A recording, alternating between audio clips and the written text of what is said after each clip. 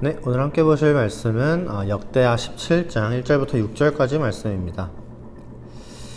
아사의 아들 여호사밧이 대신하여 왕이 되어 스스로 강하게 하여 이스라엘을 방어하되 유다 모든 견고한 성읍에 군대를 주둔시키고 또 유다 땅과 그의 아버지 아사가 정복한 에브라임 성읍들에 영문을 두었더라. 여호와께서 여호사밧과 함께 하셨으니 이는 그가 그의 조상 다윗의 처음 길로 행하여 바알들에게 구하지 아니하고 오직 그의 아버지의 하나님께 구하며 그의 계명을 행하고 이스라엘의 행위를 따르지 아니하였음이라. 그러므로 여호와께서 나라를 그의 손에서 견고하게 하심에 유다 무리가 여호사밧에게 예물을 드렸으므로 그가 부귀와 영광을 크게 떨쳤더라. 그가 전심으로 여호와의 길을 걸어 산당들과 아세라 목상들도 유다에서 제거하였더라.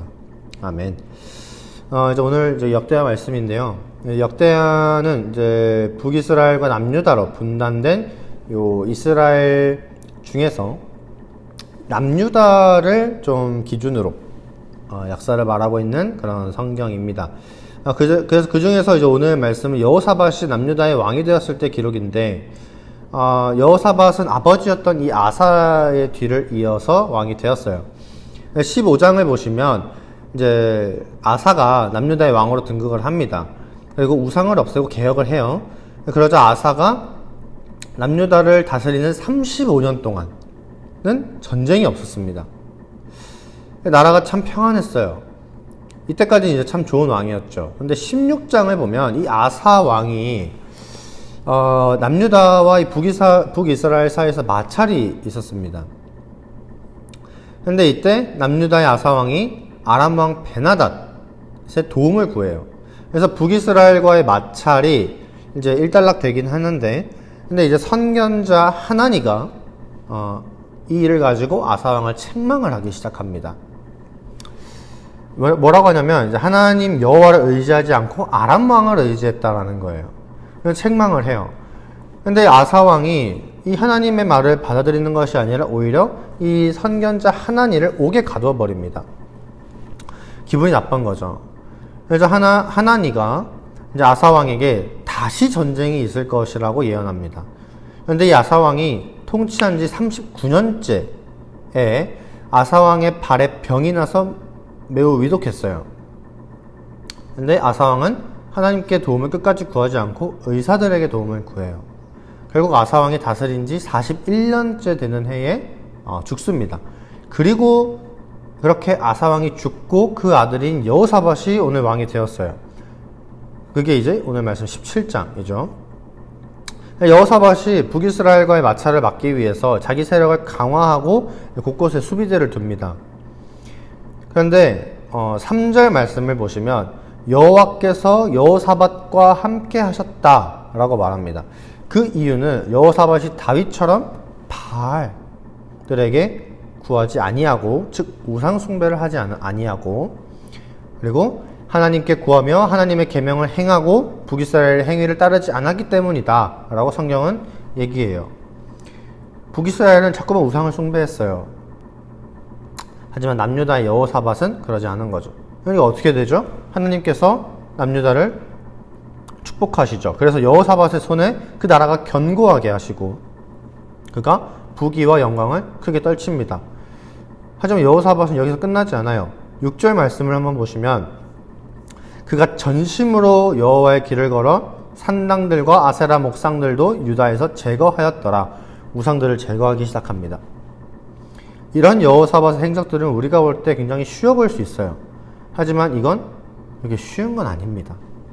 아무리 왕이라고 해도 자기 앞에 선대 왕 때부터 내려오는 그 문화와 분위기, 그 백성들, 신하들이 있을 거 아니에요? 그거를 완전히 갈아엎는 식으로 이렇게 막 손바닥 뒤집듯이 그렇게 할 수가 없습니다. 아무리 아사 왕이 처음에는 하나님의 말을 잘 들었다 해도 이 말년에 몇 년 동안 하나님을 떠났기 때문에 그 몇 년 사이에 남유다의 분위기는 이 우상숭배의 분위기가 짙었을 거란 말이죠. 여호사밧이 다시 우상들을 제거해요. 근데 이런 모습을 보일 때 아사 왕이 하나님을 떠나고 여호사밧이 왕으로 등극하기까지의 그 기간 동안 이 남유다는 굉장히 우상숭배에 물들어 있었다라는 거죠. 여호사밧이 몇 년 동안 다시 자리 잡아버린 이 문화를 다시 뒤집는 게 쉬운 게 아닙니다. 사람은 누구나 기존에 있는 것을 그대로 따라가기를 좋아해요. 그게 쉽거든요. 이미 자리 잡혀 있는 걸 거슬러서 막 내가 뭔가 개혁을 하고 하는 게 쉽지 않습니다. 그런데 여호사밧은 거기에 굴하지 않고 하나님의 말씀을 실천하고 그 하나님의 말씀에 굴복해요. 우상을 숭배하지 않고 하나님께 구하고 하나님의 말씀대로 행하고 우상들을 오히려 제거하죠. 그렇게 하니까 하나님이 여호사밧을 높이 들어주십니다. 여러분은 어떠신가요? 우리는 누구나 기존에 이어져 내려오던 것들, 기존에 이어져 오는 것들을 거스르길 좋아하지 않아요. 왜냐하면 이게 일단 골치 아프고 이게 내 마음과 육신을, 몸을 좀 피곤하게 하거든요. 뭔가 그러면 안 될 것 같은 분위기가 있죠. 그런데 그리스도인이 따라야 될 건 오직 하나님의 말씀뿐이죠. 우리는 세상에서 이어져 오는 것들이 아니라 하나님의 말씀만을 따라야 합니다. 세상의 눈치가 보일 수 있어요. 그런데 우리는 하나님이 나를 높게 들어주실 것이다라는 그 사실을 기억하고 하나님의 말씀을 따라야 합니다. 그런 성도님들이 되셨으면 좋겠어요. 그리고 무엇보다 세상의 어떤 요구나 그런 것들도 거슬러야 하지만 일단 가장 우리가 흔히 알 수 있는 거는 내가 거슬러야 하는 것들은 나 자신이죠. 나 자신. 악한 이 본성. 내가 오늘도 아무 무의식 중에 나도 모르게 자연스럽게 했던 그런 행동과 언행들, 그런 모든 것들을 우리가